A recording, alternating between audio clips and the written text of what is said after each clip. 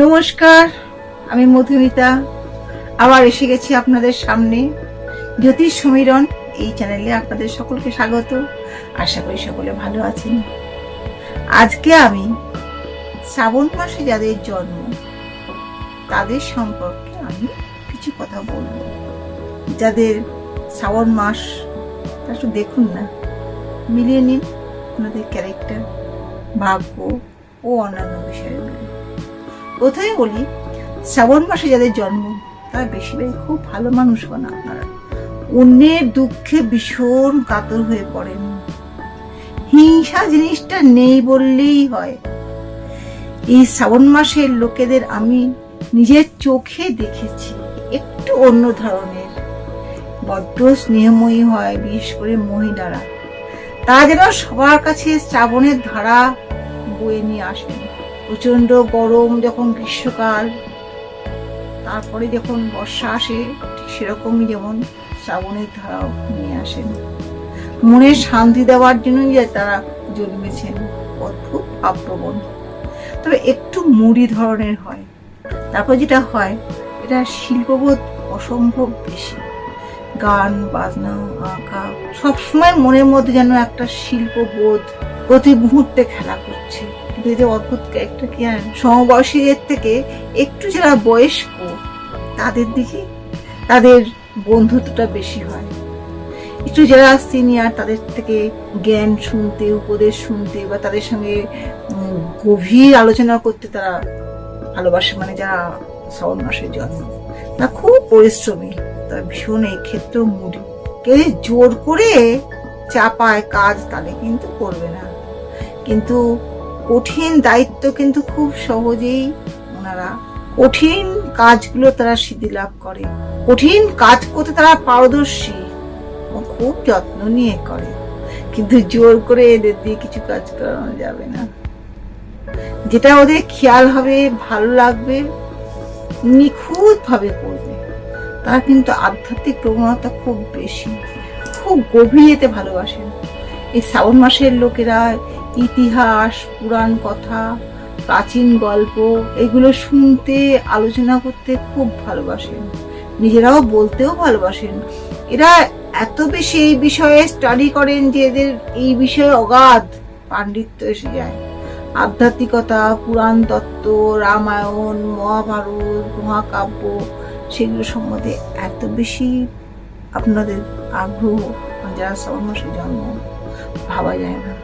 তাই জ্ঞান ভাণ্ডারও কম নয়। অদ্ভুত ভাবে 12 বছর অন্তর অন্তর এদের জীবনে একটা অদ্ভুত পরিবর্তন আসে। এর মধ্যে 25 বছর এবং 37 বছর, এই বছরগুলোতে তাদের জীবনে একটা অদ্ভুত পরিবর্তন আসে। বিয়ের ক্ষেত্রে আমি বলবো, সে পুরুষ মানুষ হোক স্ত্রীলোকই হন, একটু বয়সকালে বিয়ে করা ভালো। কারণ কিশোর বা কিশোরী অবস্থায় তাদের যে মেন্টালিটি থাকে, আচমকা কিন্তু একটু বয়সকালে তা পরিবর্তন হয়। এবং পুরুষের ক্ষেত্রে দেখা যায় একটু যুবতীর দিকে তাদের আকর্ষণ থাকে, এবং মহিলাদের ক্ষেত্রে একটু বয়স্কের দিকে তাদের আকর্ষণ থাকে, তাদের জ্ঞানের দিকে আকর্ষণ থাকে। এক্ষেত্রে তাই তুলনামূলকভাবে বয়স্কদের বিবাহ করাটা উচিত। এবং কিরকম লোকেদের বিয়ে করবে? শ্রাবণ মাসের লোকেরা যদি বিয়ে না হয়ে থাকে আপনাদের, তাহলে আপনারা অঘ্রাণ মাস, মাঘ মাস বা চৈত্র মাসে যাদের জন্ম তাদের সঙ্গে বিয়ে করবেন। এর সঙ্গে জুটক বিচারও করে নিলে আরো ভালো হয়। বন্ধুত্বের ব্যাপারে বলি, এই শ্রাবণ মাসে যাদের জন্ম তাদের অনেক বন্ধু হয়, তবে আবার বন্ধুদের থেকে কষ্টটাও কিন্তু হয়। অনেক ক্ষেত্রে আঘাতও পান তারা, এটাই যা দুঃখে। কারণ একটু নরম টাইপের মন হয় তো আঘাত পান। কারণ বুঝতেই পারছেন তো, কলিযুগ, সবাই ভীষণ ভালো হবে এমন তো সম্ভব নয়। আর আঘাত পান বলে কিছুদিন তাদের মন খারাপ থাকে, কিন্তু আবার সেই বন্ধুত্বের দিকেই ঝোঁকেন। বন্ধুত্ব যাদের সঙ্গে রয়েছে তাদের দিকে সহযোগিতার হাত বাড়িয়েই রয়েছে, তাদের কিভাবে উপকার করবে একটা মানসিকতা। এক্ষেত্রেও বন্ধুদের ক্ষেত্রেও চৈত্র, অঘ্রাণ, মাঘ এসব যাদের জন্ম, তাদের সঙ্গে বন্ধুত্ব করলে বন্ধুত্বটা খুব ভালো হবে। এবার বলি স্বাস্থ্য। স্বাস্থ্য কিন্তু খুব একটা ভালো যাবে না। কেন কেন কি করে যাবে?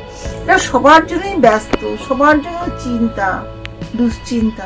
আর একটা মানুষের যদি সবসময় দুশ্চিন্তা থাকে, কাউকে নিয়ে উদ্বেগ থাকে, বিশেষ করে সংসারের সমস্ত মানে মানে পরিবারের যারা সদস্য তাদের জন্য এত বেশি চিন্তিত, এত বেশি ব্যস্ত, ফলে নিজেদের একটা নার্ভাসনেসের কারণেই হোক, টেনশনের কারণেই হোক, শরীরটা ভালো যায় না।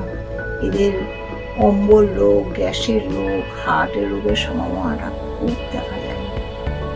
তাই এক্ষেত্রে তাদের নিজেদের চিন্তাটাকে একটু কমিয়ে মেডিটেশন করে, টাইম মতো ঘুমিয়ে এবং একটু রিল্যাক্স করে থাকলে তবে শরীরটা একটু ভালোর দিকে যাবে। না হলে কিন্তু নানান সমস্যায় পড়বেন আপনারা। যাদের শ্রাবণ মাসে জন্ম তাদের পক্ষে সাদা ধবধবে রং খুবই শুভ। রূপলি রং তো শুভই। চকচকে মানে গ্লসি কালার গুলো তাদের পক্ষে খুবই শুভ। তাই যদি গ্লসি জামা কাপড় পরে, গ্লসি জিনিস ব্যবহার করে, তাদের পক্ষে খুব ভালো। এছাড়া বলি স্টোন, হিরে, স্ফটিক, মুক্ত, মুনস্টোন, এইগুলো করলে অবশ্যই উন্নতি হবে। খুব গুণী হন এরা, খুব ভালো মানুষ হন। আজ এখানে শেষ করছি। ভালো থাকুন।